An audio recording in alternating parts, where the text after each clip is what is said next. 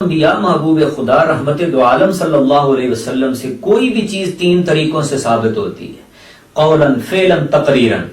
رسول پاک کوئی کام کرنے کا آرڈر کریں، قولاً ثابت ہو گئی، حضور خود کوئی کام کریں، فعلاً ثابت ہو گئی، یا مصطفیٰ کے سامنے کوئی کام کیا جائے اور حضور دیکھ کر خاموش رہیں، تقریراً ثابت ہو گئی۔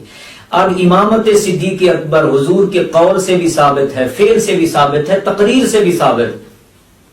امام بخاری علیہ رحمہ نے لکھی ہے وہ روایت کہ جب حضور صلی اللہ علیہ وسلم زمانے عدالت میں تھے تو آپ نے فرمایا تھا مرو ابا بکر فلیصلی بالناس، فرمایا ابو بکر سے کہو وہ لوگوں کو نماز پڑھائے۔ قولاً حضور کی قولاً امامت صدیق ثابت ہو گئی، قولاً امامت صدیق ثابت ہو گئی۔ پھر حضور علیہ الصلوۃ والسلام نے تین نمازیں حضرت صدیق اکبر کی اقتداء میں پڑھی، فجر پڑھی، ظہر پڑھی، عصر پڑھی۔ ظہر اور عصر ایسی دو نمازیں تھیں کہ جو آدھی صدیق اکبر نے پڑھائیں اور آدھی مصطفیٰ نے پڑھائیں، اور فجر کی نماز ایسی تھی کہ جو حضور صلی اللہ علیہ وسلم نے پوری کی پوری امامت صدیق اکبر میں پڑھی۔ تو فعلاً حضور علیہ الصلوۃ والسلام نے امامت صدیق اکبر پہ مہر تصدیق لگا دی۔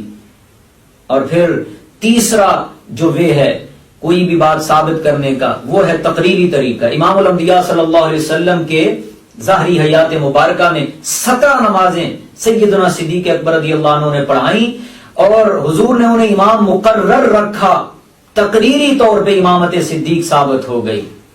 بیان ہو کس زبان سے مرتبہ صدیق اکبر کا ہے یار غار محبوب خدا، صدیق اکبر کا گدا، صدیق اکبر کا خدا سے فضل پاتا ہے، خدا کے فضل سے میں ہوں گدا صدیق اکبر کا۔